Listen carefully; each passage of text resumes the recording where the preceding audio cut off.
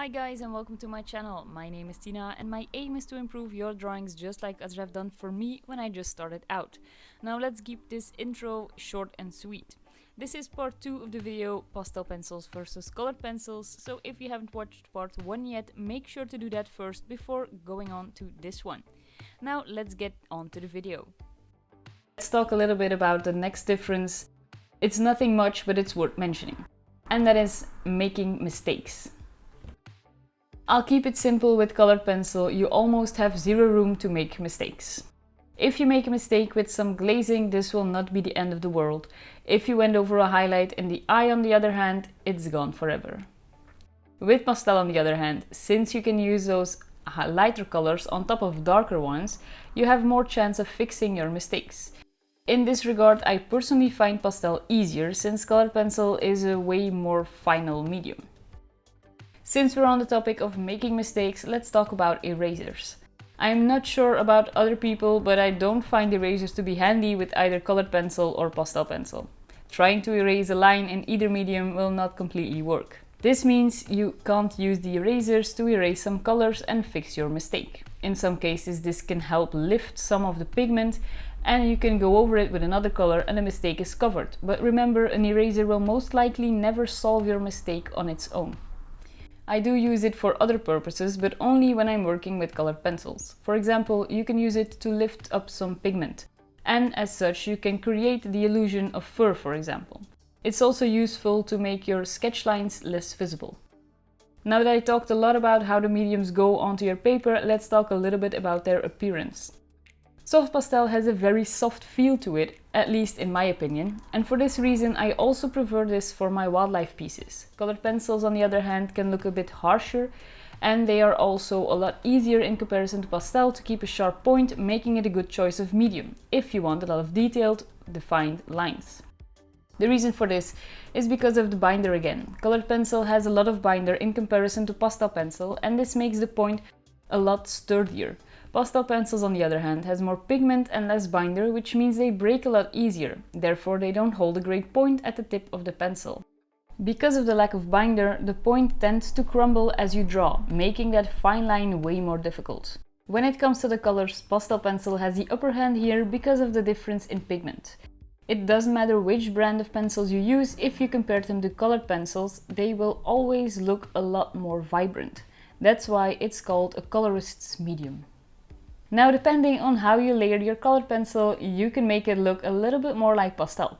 By this I mean a little bit softer. You can achieve this result by layering a lot or by using solvent to blend your colors.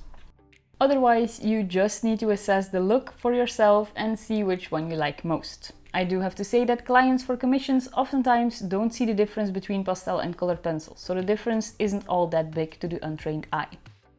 Another thing I want to talk about that is important is how to take care of your drawings. Because of the smudging abilities of pastel, it doesn't hold onto the paper the same way colored pencils do. This means a couple of things. One, in general, you need to fix your work. There are a variety of pastel fixatives that do a great job, but one thing they have in common is that they darken your colors. Now, I personally don't like this, so I choose not to use fixative. I do need to mention that I work exclusively on pastel mat from Clairefontaine, which is in my opinion the paper that holds the pastel the best. In my experience, I've never needed fixative to keep everything in place.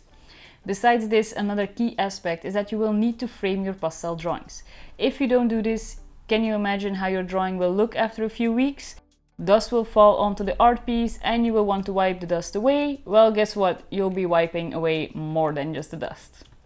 Now, the same is true of course for colored pencils. If you want to display the art piece, doing this without framing means you won't be able to wipe it without smudging at least a little bit of the pigment. It will just not be the same amount as pastel, its counterpart.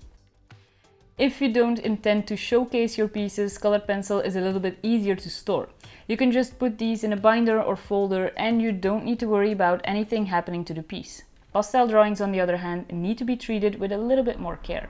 For instance, it's best to store them with some glassine paper around like so. I think you could also use some printer paper as long as you can put something between your artwork and whatever you use to store them in. In a nutshell, you always need to frame your drawings, but you will need to be more careful when storing pastel drawings. And finally, for my last category, let's see the difference between these two when it comes to the price. Without a doubt, working with pastel will cost you more than working with colored pencils. When it comes to the price, pastel pencils themselves are priced comparable to artist-grade colored pencils, at least the more expensive ones like the Luminance from Caran d'Ache or the Polychromos from Faber-Castell. But even if you can buy pencils around the same price, you will still end up paying more. Firstly, paper that is good to work on with pastel pencils tends to be on the very expensive side. Now, like I said, I use Pastel Mat from Clairefontaine, and this is probably one of the most expensive papers on the market. Last I checked, I pay around €8 for a big sheet, and I buy my paper in big sheets instead of paper pads because it will save you some money by cutting them down yourself. Besides the paper, when it comes to colored pencils, you can buy a small range of tools like indenting tools or a sharpener or solvent. But once you have these, they will last you some time and they will not break the bank. Soft pastel, on the other hand, comes in a lot of different forms. You have the pencils that I talk about mostly, but you also have the soft pastel sticks like these from Unison or Sennelier and so on. You can also buy hard pastel sticks like these from Conti à Paris. And if that isn't enough, you can also buy pan pastels like this tray. My point is that there are a lot of options, and even though you don't need them, my guess is that you will want to spend your money on them. Now, there is a good reason why soft pastel is more expensive. It all comes back to that binder again. Remember, colored pencil has quite a lot of binder and less pigment, and obviously binder is a whole lot cheaper than pigment. Pastel, on the other hand, is mostly pure pigment with just a little bit of binder added. This explains why they are so expensive. Even though pastel is more expensive, you don't need everything and you can start out smaller and supplement your art supplies as you go. You can also start out with a cheaper brand like Stabilo Carbotellos, which are actually a favorite of mine, even though they fall on the lower spectrum compared to the more expensive brands. I would say if money is a big issue for you, then maybe you need to think about it before jumping into pastels. Otherwise, I would say that they are definitely worth it. To end this comparison between the two, I will put a comparison on screen with the different categories, and I will put a plus or a minus next to each one so you have an easy overview. Besides this, I will mention a few other pluses or cons depending on how you look at it. The first one is dust. Pastel produces quite a lot of dust, and as such this is a rather messy medium. Colored pencils, on the other hand, well, you could have guessed it, this is the medium that's almost crisp clean. Now, I do need to mention that I don't have any issues with the dust spreading all over my paper or work area. I personally accredit this to Pastel Mat and also learning how to work in light layers. A second noteworthy thing to mention is that if you want to make drawings that are more technical or that involve a lot of detailed lines, my advice would be to go for colored pencils. This is a small video from one of my latest projects where I drew a commissioned truck. I chose to make this one in colored pencil due to all of the small details. If you haven't noticed by now, small details is where colored pencil really shines. Another small advantage of colored pencils would be transportation. Sure, if you let them drop, chances are your core will break and you will have a tough time sharpening the pencils. But this is nothing compared to pastel pencils that are way more prone to breakage. And this is a very accurate overview of the differences and the cons and pros, well, at least in my opinion.